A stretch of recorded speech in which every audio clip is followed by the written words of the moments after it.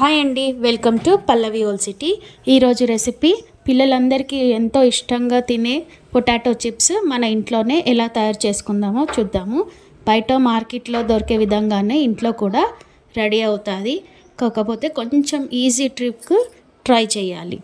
ముందుగా మనం ఎన్ని చిప్స్ చేసుకోవాలనుకుంటున్నామో అన్ని పొటాటోస్ తీసుకున్నాను. నేను ఇప్పుడు 4 తీసుకున్నాను.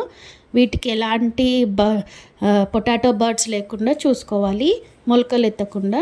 సో ఇప్పుడు నార్మల్ ఒక బౌల్లో వాటర్ తీసుకున్నాను, మంచినీళ్ళు. అందులో తగినంత ఉప్పు వేశాను. అది కొంచెం మెల్ట్ అయ్యాక ఈ పొటాటోస్కి పీల్ చేసుకోవాలి. మొత్తం సాఫ్ట్గా పీల్ చేసేసుకొని పక్కన పెట్టుకోవాలి. ఇదే విధంగా మిగతా పొటాటోస్ అన్నిటికీ కూడా పీల్ అనేది చేసేసాలి. పొట్టంతా తీసేసి పక్కన పెట్టేసుకోవాలి. ఇప్పుడు మన ఇంట్లో ఉండే గ్రేటర్ ఇలాంటిది లేకపోతే నైఫ్తో, చాకుతో కూడా సన్నగా కట్ చేసుకోవచ్చు. ఇది గ్రేటర్ ఉంటే ఏమవుతుందంటే ఈజీగా సన్నగా స్లైసులు అనేటివి పడిపోతుంది. సో మనకి ఇది ఇలాంటిది ఉంటే చాలా హెల్ప్ఫుల్. సో చూస్తున్నారు కదా ఎంత సన్నగా వచ్చిందో పొటాటో చిప్. ఇదే విధంగా మిగతా పొటాటోస్ అన్నిటిని కూడా స్లైస్ లాగా సన్నగా తురుముకోవాలి. మొత్తం అన్నీ చేసేసుకోవాలి. చూసారు కదా, ఇప్పుడు మనం సాల్ట్ వాటర్లో ఈ పొటాటో స్లైసెస్ అన్నీ వేసాం కదా.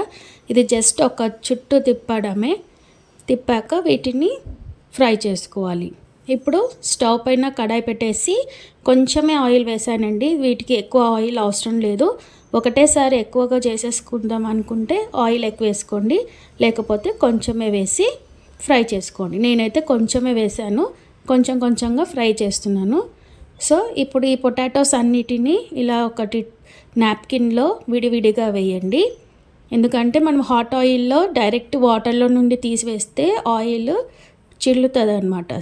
సో అలాంటి ఇష్యూస్ రాకుండా ఉండడానికి నాప్కిన్ పైన ఒకసారి పరుచుకొని టవల్తో అద్దేసి ఈ హాట్ ఆయిల్ లోపల వేసేసేయాలి. ఒక్కొక్కటిగా వేసేసేయండి. నేను ఫస్ట్ కొన్ని వేసి ట్రై చేస్తున్నాను, ఎక్కువగా వేయలేదు. డైరెక్ట్ వాటర్లో నుండి తీసివేస్తే వేడి ఆయిల్ పడుతుంది మొత్తం.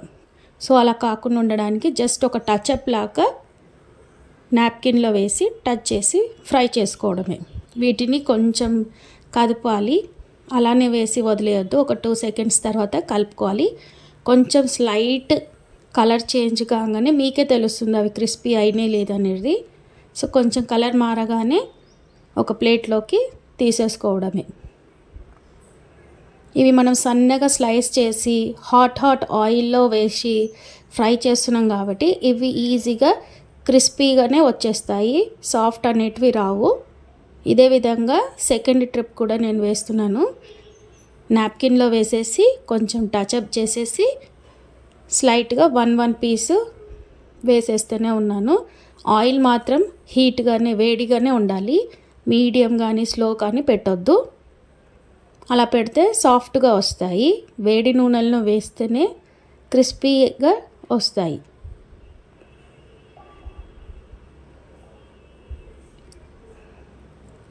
సో నేను ఒక్కొక్కటిగా వేసేస్తూనే ఉన్నాను. మీరు ఫ్రై చేసేటప్పుడు కొంచెం కేర్ఫుల్గా ఉండండి. ఆయిల్ పైన పడే ఛాన్సెస్ ఉంటాయి, ఎందుకంటే వేడిగా పైననే మనం ఫ్రై చేస్తున్నాం కాబట్టి. సో చూసి చేసుకోండి. ఇలా ఫ్రై అవ్వాలి బాగా.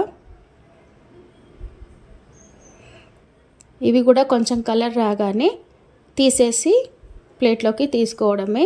ఇవి మనకు ఫస్ట్ ఆయిల్ పీల్చుకున్నట్టు అనిపిస్తుంది, కానీ మొత్తం ఫ్రై అయ్యాక చూస్తే అసలు ఆయిల్ అనేదే ఉండదు.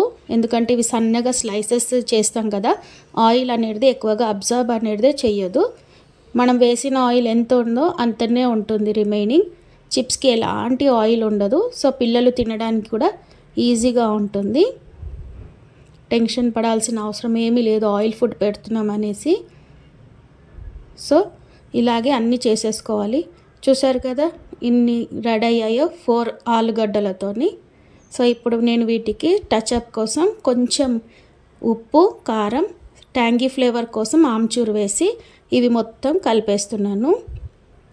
కలిపేసి బాగా ఈ హాట్ చిప్స్ వేడిగా ఉన్నప్పుడే వీటిపైన చల్లేసుకోవాలి ఈ పొడినంతా.